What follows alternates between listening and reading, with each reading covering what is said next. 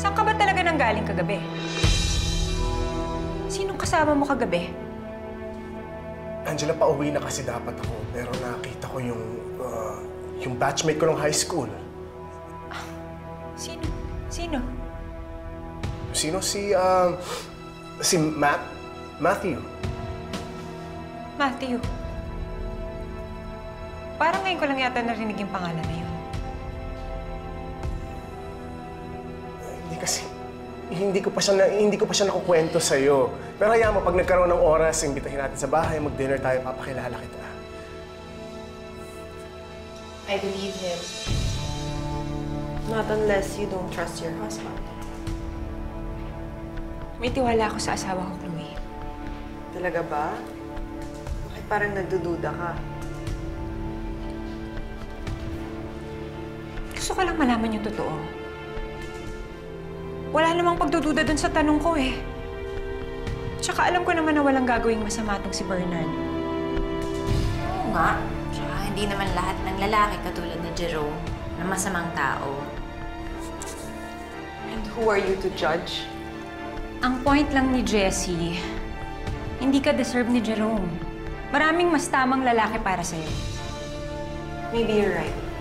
I do deserve someone better.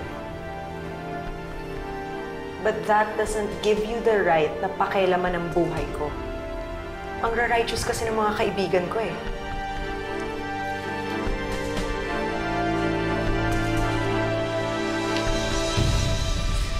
Ay, naku, ayoko nang patagalin tong problema nating magkakaibigan. Kailangan ko na itong gawan ng paraan.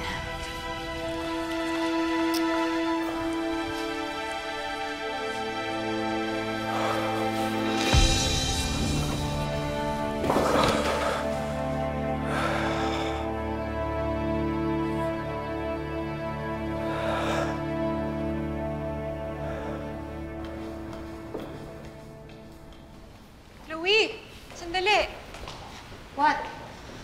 Kausapin mo naman kami. Sobra-sobra naman yung galit mo sa amin. Chloe, sorry kung kahiwalay kayo ni Jerome. All thanks to you. Happy now? Bakit ka ba ganyan, Chloe? Alam mo naman sa sarili mo na wala kaming ginawang masama. Kaibigan ka namin. Kami ba? Tinuturing mo pa kaming kaibigan? What do you think? Eh, kaya naman pala. Si Gretchen nagtatampo na sa'yo. Ilang araw na sa ospital si Tita Bing, di ka man lang bumibisita.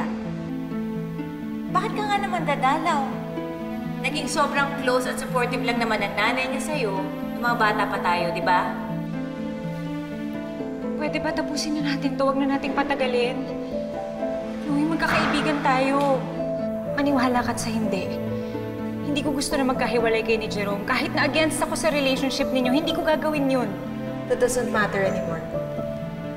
Kasi ngayon, alam ko na hindi niyo ako kayang suportahan. Mas gusto niyong makitang masaktan ako, di ba? Mas masasaktan ka kapag pinagpatuloy mo pa yung relationship mo kay Jerome. Chloe, maraming ibang lalaki dyan. You know, you're right. Meron na akong iba. And you won't hear anything about him. Kaya pwede ba? Huwag niyo nang pakialaman yung buhay ko. And don't follow me.